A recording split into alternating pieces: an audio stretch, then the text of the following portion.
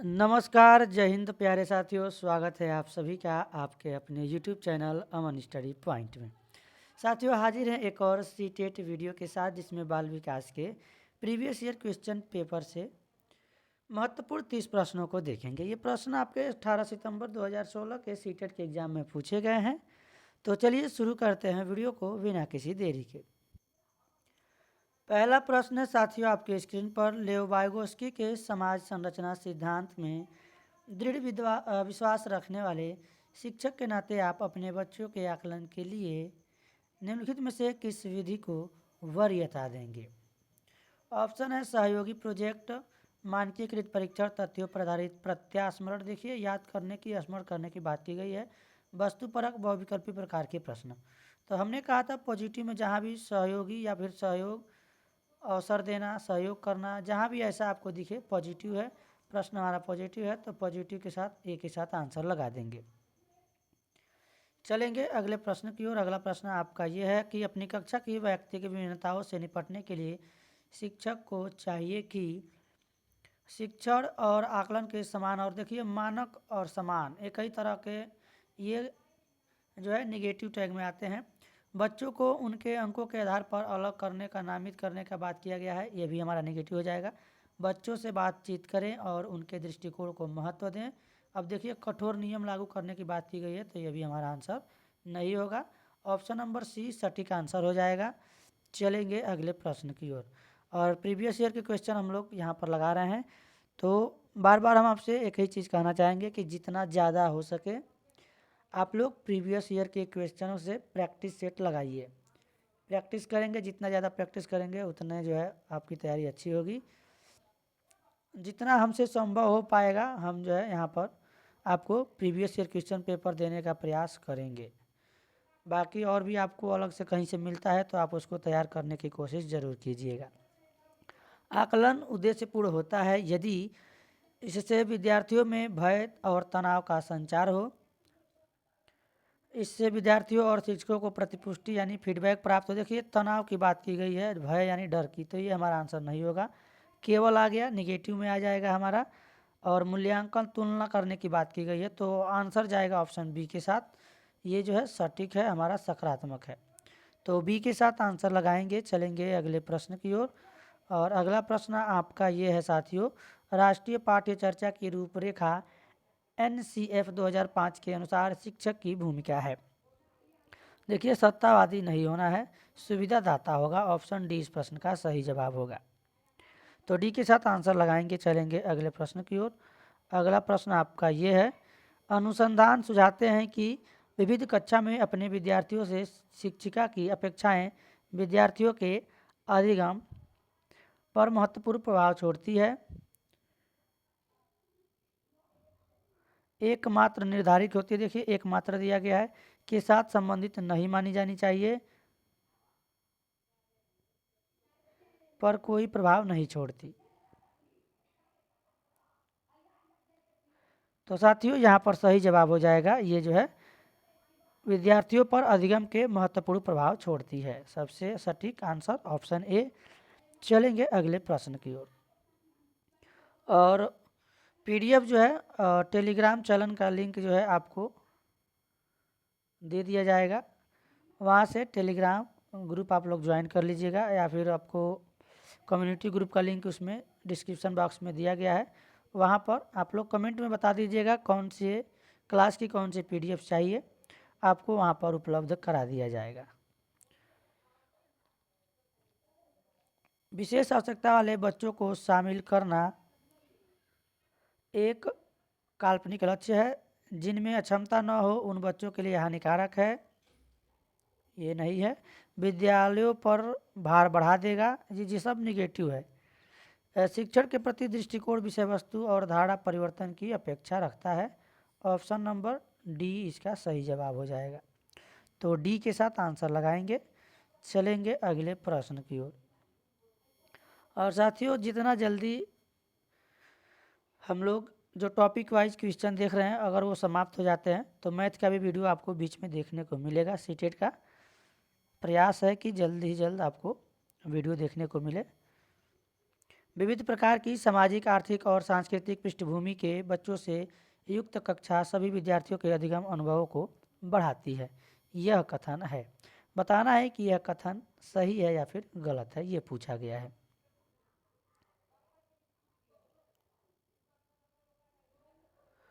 गलत, क्योंकि यह बच्चों के लिए सुविधा उत्पन्न कर सकता है और वे स्वयं को अलग अलग महसूस कर सकते हैं, अलग थलग महसूस कर सकते हैं। सही, क्योंकि बच्चे अपने साथियों से अनेक कौशल सीखते हैं। सही, क्योंकि इसे कक्षा अधिक श्रेणीबद्ध दिखाई देती है। गलत, क्योंकि यह आवश्यक स्पर्धा की ओर ले जाता है। देखिए यहाँ पर सही जो हमारा जवाब होगा साथियों, वो होगा ऑप्शन बी। सही है, क्योंकि बच्चे अपने साथियों से अनेक कौशल सीखते हैं, यानी एक दूसरे से अपने अपने स्किल को देखकर सीखते हैं या फिर उनसे साझा करते हैं। तो आंसर हमारा जाएगा बी के साथ। चलेंगे अगले प्रश्न की ओर। और मैथ का वीडियो न आने का कारण यही है कि थोड़ा सा पीडीएफ उसका बनाना पड़ेगा और उसमें थोड़ा सा टाइम लगेगा। तो जल्दी 1 से 2 दिनों के अंदर जो है आपको देखने को वीडियो मिलेगा। प्रश्न है, सुनने में असमर्थ बच्चा श्रवण असमर्थ वाले बच्चों के विद्यालय में ही भेजा जाना चाहिए, नियमित विद्यालय में नहीं। अब ही आ गया। ही हमने सीटेट में ही प्रश्न हिंदी में कराया था। ही ये क्या है, और भी ये निपात है। तो निपात से भी हमने 2 प्रीवियस ईयर क्वेश्चन कराया था, 2 बार निपात से प्रश्न पूछे गए हैं। तो ये चीज़ आपको याद रखना है। कोई भी चीज़ पढ़िए तो उस पर तुरंत आपका ध्यान जाना चाहिए कि हमने ये पढ़ा है, ये परीक्षा में इस प्रकार से प्रश्न पूछा गया है। तो ये तो केवल वाला यहाँ पर दिया गया है, ये भी नहीं होगा। ही ये भी निगेटिव है। केवल अकादमिक शिक्षा से लाभ नहीं उठाया जाएगा, उसे उसके स्थान पर व्यावसायिक शिक्षा दी जानी चाहिए। प्रश्न अगर हमारा सकारात्मक है तो नियमित विद्यालय में बहुत अच्छा कर सकता है यदि उसे उपयुक्त सुविधा साधन उपलब्ध कराया जाए। देखिए सुविधा और साधन उपलब्ध कराने की बात की गई है, तो कहीं ना कहीं हमारा पॉजिटिव सकारात्मक ऑप्शन है, ऑप्शन सी के साथ आंसर लगाएंगे। यहाँ दिया गया है कि प्रदर्शन नहीं कर सकेगा, तो पहले ही इसमें निगेटिव हो गया, तो ये हमारा आंसर नहीं होगा। तो सी के साथ आंसर लगाएंगे। उम्मीद करता हूँ कि आप सभी को अच्छे से समझ में आ रहा होगा। अगला प्रश्न है कि निम्नलिखित में से कौन सी विशेषता प्रतिभावान शिक्षार्थी की है। वह आक्रामक और कुंठित हो जाता है। प्रतिभावान की बात की गई है, तो देखिए कुंठित नहीं होगा।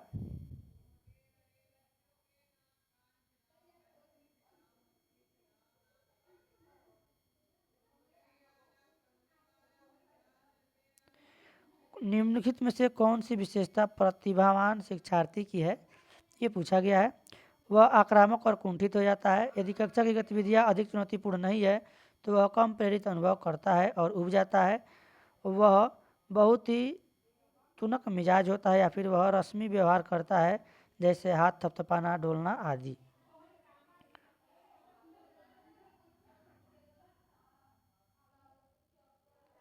विशेषता पूछा गया है, यहाँ पर हमारा सही जवाब ए के साथ जाएगा।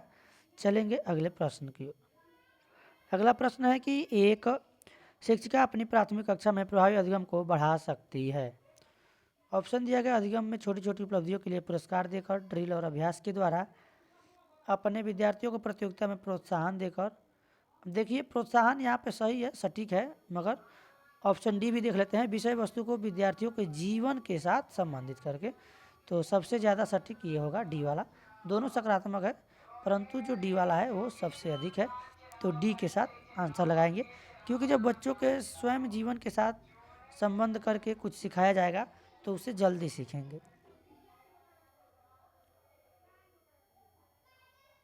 अगला प्रश्न आपका यह है साथियों कि बच्चों के बारे में निम्नलिखित कथनों में से कौन सा सही है। बच्चे जानकारी के निष्क्रिय प्राप्त करता है। देखिए निष्क्रिय इसमें कह दिया गया है, यानी निगेटिव है। बच्चे समस्या समाधान करता है। बच्चे वैज्ञानिक शोध करता है। बच्चे पर्यावरण के सक्रिय अन्वेषक है। यानी ये तीनों सही है, 2, 3 और 4। ऑप्शन बी के साथ आंसर लगाएंगे। चलेंगे अगले प्रश्न की ओर। अगला प्रश्न है साथियों आपका ये कि विद्यार्थियों में संप्रत्यात्मक विकास को प्रोत्साहन देने के लिए निम्नलिखित में से कौन सी विधि सबसे प्रभावी है। तो ऑप्शन आप सभी की स्क्रीन पर है, इसमें आपका सही जवाब हो जाएगा। विद्यार्थियों को बहुत से उदाहरण देना चाहिए और उन्हें तर्क शक्ति का प्रयोग करने के लिए प्रोत्साहित करना चाहिए। दंड का प्रयोग दिया गया है, ये हमारा आंसर नहीं होगा।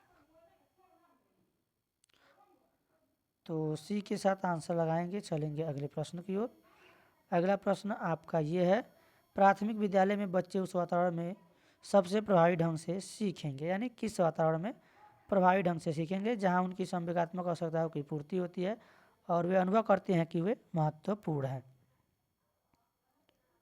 देखिए, शिक्षक एकाधिकारवादी, ये ऐसा नहीं होना चाहिए। बल देने की बात की गई है, और जहाँ शिक्षक सारे अधिगमों में आगे होता है, विद्यार्थी निष्क्रिय। देखिए, तो ये निष्क्रिय होंगे तो यहाँ पर अधिगम ही नहीं होगा। तो सही जवाब हमारा जाएगा ऑप्शन ए के साथ, सबसे सटीक आंसर ऑप्शन ए। चलेंगे अगले प्रश्न की ओर। अगला प्रश्न साथियों, एक बच्चा खिड़की के सामने से एक कौवे को उड़ता हुआ देखता है और कहता है कि एक पक्षी। इससे बच्चे के विचार के बारे में क्या पता चलता है? बच्चे की स्मृतियाँ पहले से भंडारित होती है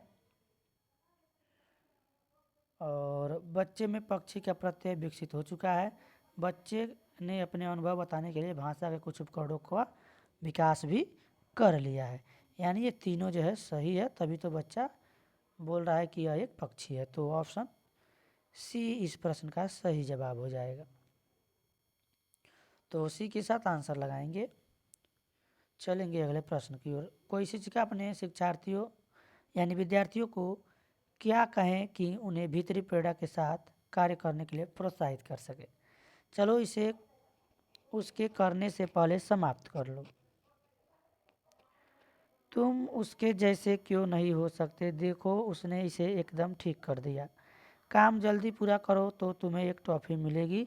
इसे करने की कोशिश करो, तुम सीख जाओगे। सबसे सटीक आंसर होगा हमारा ऑप्शन डी। तो डी के साथ आंसर लगाएंगे। चलेंगे अगले प्रश्न की ओर। 15 का जो क्वेश्चन है, हमने यानी 15 प्रश्न देख चुके, मात्र और 15 क्वेश्चन बचे हैं, तो इसको भी देख लेते हैं। कोई शिक्षिका अपने विद्यार्थियों को अध्ययन करने हेतु आंतरिक रूप से उत्प्रेरित करने के लिए कैसे प्रोत्साहित कर सकती है? ऑप्शन है आप सभी की स्क्रीन पर देखेंगे। उनमें चिंता और डर पैदा करके, देखिए पहले ही डर पैदा करने की बात की गई है, तो आंसर इसे हम लोग नहीं लगा सकते। अब दिया गया प्रतियोगितात्मक प्रशिक्षण से व्यक्तिगत लक्ष्य निर्धारित करने और उनमें निपुणता पाने, उन्हें मदद देकर, साफ दिखाई पड़ने वाले इनाम देकर। देखिए, सी वाला सटीक आंसर हो जाएगा, मदद देकर। ये वाला ऑप्शन लगाएंगे सी। हमने कहा जहाँ भी सहयोग, मदद, प्रोत्साहन दिखे आपको सकारात्मक है। अगर बाकी ऑप्शन निगेटिव है तो आप आंसर उसके साथ लगा दिए। अगर प्रश्न में निगेटिव है तब ऑप्शन में आपको निगेटिव वाला आंसर ढूंढना है, तो इस चीज़ का विशेष ध्यान रखना है। अगला प्रश्न है साथियों ये आपका कि शिक्षक प्रारंभिक कक्षा में प्रभावशाली शिक्षक शिक्षक का उद्देश्य विद्यार्थियों को प्रेरित करना होगा। सीखने के लिए जिज्ञासु बने और सीखने के लिए ही सीखना पसंद करें। रट कर याद करने की बात, दंडात्मक करने की बात, अच्छे अंक करने की बात की गई है। यानी निगेटिव वाले ऑप्शन हम लोग यहाँ से हटा देंगे, ऑप्शन ए के साथ आंसर लगा देंगे। तो ए वाला सही जवाब हो जाएगा। अगला प्रश्न आपका यह है साथियों, निम्नलिखित में से कौन सा उदाहरण प्रभावशाली विद्यालय की प्रथा का है? देखिए, निरंतर तुलनात्मक मूल्यांकन की बात की गई है, तो ये नहीं होगा। शारीरिक दंड भी नहीं होगा। व्यक्ति सापेक्ष अधिगम, यहाँ पर हमारा सटीक आंसर ऑप्शन सी हो जाएगा। तो सी के साथ आंसर लगाएंगे। चलेंगे अगले प्रश्न की ओर। अगला प्रश्न है साथियों, विकास की सिर पदाभिमुख दिशा सिद्धांत व्याख्या करता है कि विकास इस प्रकार आगे बढ़ता है: सामान्य से विशिष्ट कार्यों की ओर, भिन्न से एकीकृत कार्यों की ओर, सिर से पैर की ओर, या फिर ग्रामीण से शहरी क्षेत्रों की ओर। तो ये जो है सिर पहले दिया गया है, तो सिर देखिए और सिर वाला ऑप्शन लगा दीजिए, ऑप्शन सी थर्ड, यानी कि सी के साथ आंसर लगाएंगे। चलेंगे अगले प्रश्न की ओर। भाषा विकास के लिए सबसे संवेदनशील समय निम्नलिखित में से कौन सा है? जन्म पूर्व का समय, मध्य बचपन का समय, वयस्कावस्था का समय या फिर प्रारंभिक बचपन का समय। तो ऑप्शन डी सही जवाब होगा, प्रारंभिक बचपन का समय। प्रश्न आपका यह है कि एक 6 वर्ष की लड़की खेल कूद में असाधारण योग्यता का प्रदर्शन करती है। उसके माता पिता दोनों ही खिलाड़ी हैं। उसे नित्य प्रशिक्षण प्राप्त करने भेजते हैं और सप्ताहांत में यानी सप्ताह के अंत में उसे प्रशिक्षण देते हैं। बहुत संभव है कि उसकी क्षमताएं निम्नलिखित दोनों के बीच परस्पर प्रतिक्रिया का परिणाम होंगी। आनुवंशिकता और पर्यावरण, वृद्धि और विकास, स्वास्थ्य और प्रशिक्षण या फिर अनुशासन और पौष्टिकता। तो ये आनुवंशिकता और पर्यावरण की बात कही जा रही है। ऑप्शन ए इसका सही जवाब होगा। और आनुवंशिकता और पर्यावरण पर हमने टॉपिक वाइज वीडियो भी चैनल पर कराया है। आपने नहीं देखा है तो एक बार जाकर चैनल के प्लेलिस्ट में देख लीजिएगा। तो चलिए देखते हैं अगले प्रश्न को। अगला प्रश्न ये है साथियों, निम्नलिखित में से कौन सी समाजीकरण के गौड़वाहक हो सकते हैं? परिवार और पास पड़ोस। देखिए गौड़वाहक पूछा गया है, इस चीज़ का ध्यान रखें। विद्यालय और पास पड़ोस, विद्यालय और निकटतम परिवार के सदस्य, परिवार और रिश्तेदार। तो तीनों में तो परिवार ऐसे ही आ गया है, यानी इसको छोड़ के हमारा एक आंसर होगा ऑप्शन बी। तो बी के साथ आंसर लगा देंगे। अगला प्रश्न आपका यह है कि लेव वाइगोत्स्की के अनुसार संज्ञानात्मक विकास का मूल कारण है। मूल कारण पूछा गया है इसमें। संतुलन, सामाजिक अन्योन्य क्रिया। तो सामाजिक सांस्कृतिक सिद्धांत जब पूछा जाता है लेव वाइगोत्स्की का, तो लगाइए ऑप्शन बी के साथ और बढ़िए आगे।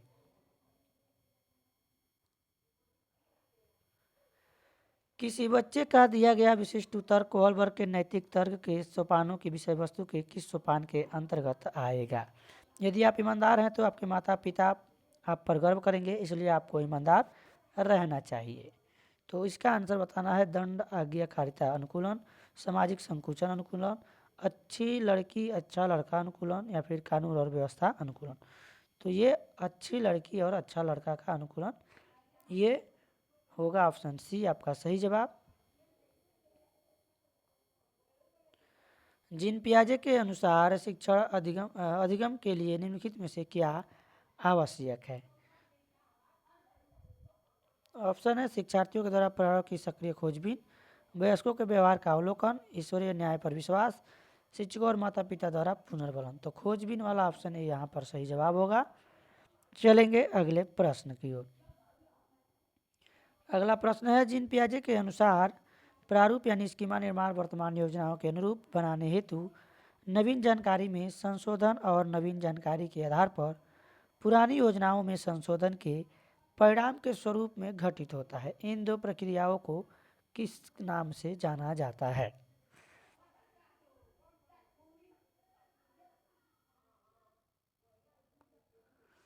समायोजन और अनुकूलन के रूप में, समावेशन और अनुकूलन के रूप में, सामीकरण और संशोधन के रूप में या फिर समावेशन और समायोजन के रूप में। तो यहाँ पर सही जवाब हो जाएगा ऑप्शन नंबर डी। डी के साथ आंसर लगाएंगे।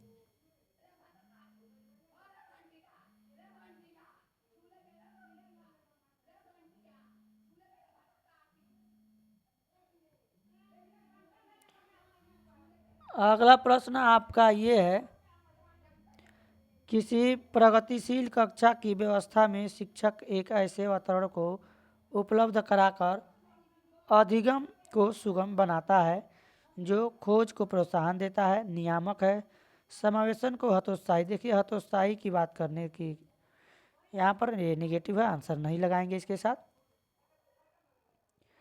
आवृत्ति को बढ़ा देता है, तो यहाँ पर खोज को प्रोत्साहन देता है, प्रोत्साहन की बात आ गई यानी पॉजिटिव है। ऑप्शन ए के साथ आंसर लगा देंगे।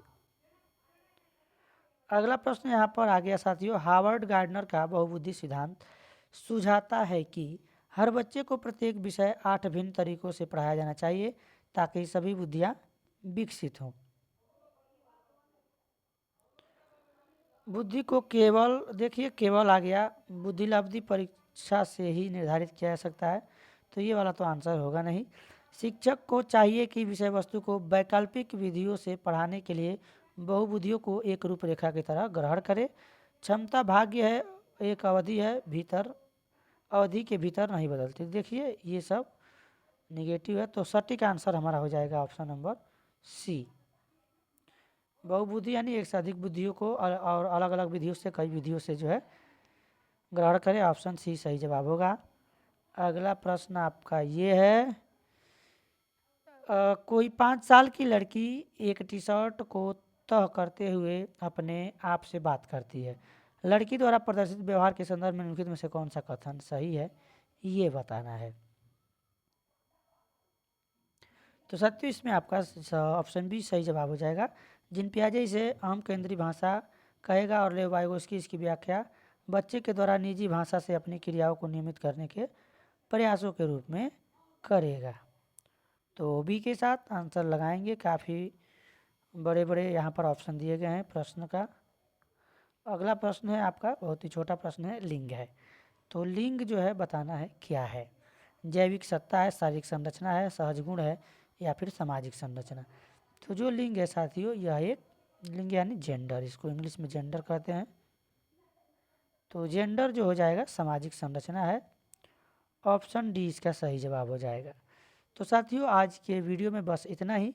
जल्दी मिलेंगे, आपको मैथ वीडियो भी यहाँ पर देखने को मिलेगा, नए वीडियो के साथ मिलेंगे।